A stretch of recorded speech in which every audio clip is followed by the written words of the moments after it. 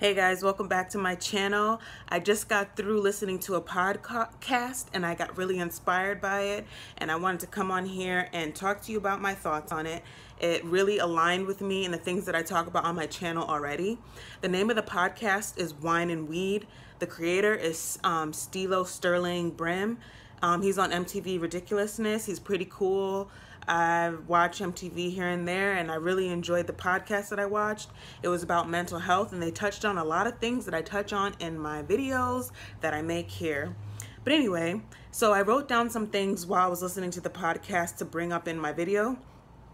And all right, so they talked about the Steve Harvey video where he was just like, you can't sleep if you want to be wealthy. Basically, do the thing that nobody else is doing in order to get the thing that nobody else has.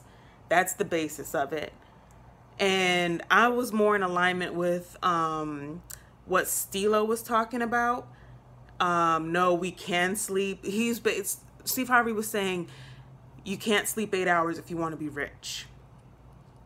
And I believe in sleep and rest and wellness. And Michael B. Jordan was like, he connected with the grind, which doesn't surprise me because he gives off really hard worker whenever I see him anyway. But with that being said, one of the things that came up, I'm trying to tie it into what I just talked about. What I got from it is to appreciate people for who they really are. And how that ties in is fame and notoriety doesn't really mean that you're wealthy. So basically,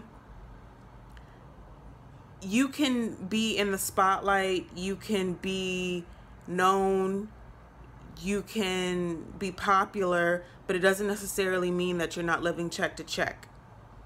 And that really, one of the things that's really been on my mind that I might have even want to make like the main topic of this video is appreciate people for who they really are. What I see a lot is like trends and popularity and all these things going on social media and on television and in movies, and people want you for what you can do for them, not for who they are. And success comes and goes. There's phases and there's seasons to success. So basically,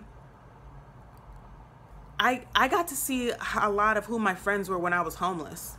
When I was homeless and I had no money, I got to see like what couches I was able to sleep on, who gave me money so that I could eat, who was there just for me to talk to if they couldn't donate anything, and who looked down on me because I wasn't where I used to be, and who judged me. And I also had another level to it because I suffer from mental health issues, and my particular ones don't really develop in full until like your 20s, later 20s. So that's when it really came out for me.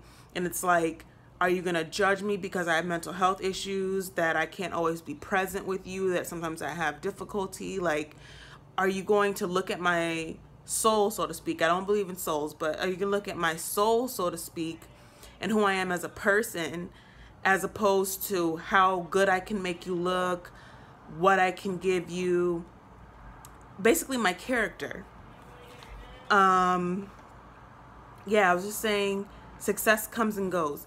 And if you are a fan of my YouTube, then you know that I'm a huge, huge fan of working smarter, not harder. I do not like burnout. The reason why is because I experienced it in multiple different times in my life. Now, I didn't even know that I had mental illness on top of that, but I'm a person with mental illness, so I kind of have the cards stacked against me from a healthier person. And then I was really pushing myself to be successful and to meet goals and things like that I wanted in life. And I did the whole like work crazy hard and do the things that nobody else is doing. And I had burnout multiple times in my lifetime. But one thing that I don't usually mention on my channel is that I do believe in sprints. I like that they brought up sprints because like a small chunk of your time, of your life where you're completing a project, I believe in those. I feel like, especially if you're passionate about it, mainly if you're passionate about it. I don't believe in a long career lifetime of constantly wearing yourself out, because you also are living a life. Do you live for the weekend, or do you live for day to day? Do you live for the prize, or do you live in the moment? So I'm a huge, huge fan of working smarter. And what else did I write? Oh yeah, the sprints. So like planning out a challenge for yourself that you can actually do, that seems, for example, I look at all these people who work out 4 and 5 times a week or 6 times a week and take one day off and wake up at 5 in the morning and yada, yada, yada. I work out when I get off of work in the afternoon. That's when I work out. I work out then because I'm already up, I'm already out. I got my backpack with me with all my stuff. I had to get up and go to work, so I'm already out, so it helps push me to go, and I get the workout in. And my schedule is different all the time. Sometimes I work at night, but I usually just work on the shifts where it's after work. It could be anywhere between 4 times a week, 3 times a week, 2 times a week, or 1 time a week. Not usually 1 time a week, but I pace myself. I know what I can do.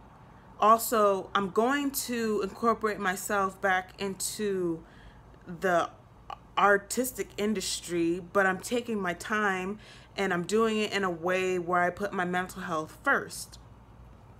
So basically I'm pacing myself, and I love the idea of sprints, taking on things when you can actually do it. Now, if my graduate school was 1 year, I'd be all set. I did a year. But 3 years of that, I don't know if I could keep that up. Maybe 2 years, but not 3 years of that. Of no sleep, memorizing crazy amounts of stuff, challenges, improv, whether or not you get along with classmates, professors, personal issues, gotta go to the door, all of that combined for 3 whole years of my life with a lot of pressure. And then on top of that, you gotta be good at everything too. I don't know. I know that I did a really good job in the year that I was in school for my master's, and I burnt out basically after the first year. And also flare up of mental health issues. But yeah, this is why it's so important to really understand people and why you're in relationships with these people. Why are you friends with them? Is it just to network? Do you really care about their well-being? If they were to call you up on the phone and say, hey, I need someone to talk to, a shoulder to lean on, would you be there for them? If they weren't associated with a certain crew or a certain occupation or certain money, income, would you want to be friends with them? Would you want to be close to them? Would you want to date them? Like, what if you have it all and your partner has it all and you get married, right? And everything's going so fine, and then 3 years into the relationship, that other person loses their job. And I just read an article that about 57% of men get divorced if the man loses his job, 90% divorce if the woman loses their job. So what were you, just like a social construct for me to be a part of until I die? Just like, so you're into your marriage 3 years, and someone loses their job, they lose all their money, mental health issues come into play, they are not as sparkly and dazzly as they were. Do you stay with them? Do you leave them? Why'd you get with them? This is why I really take my time with dating, and why I haven't been in a serious relationship in a while, just like stupid petty boyfriends, but nothing like great, because I want him to be my best friend. I'm not too bent up on necessarily rushing to get married, but if I'm going to invest my time into a serious partner, then I really want him to be my best friend, and I want to be able to stand him in silence, in chaos, in my mistakes, in his mistakes, so that rain or shine, success or downtrodden, we're together.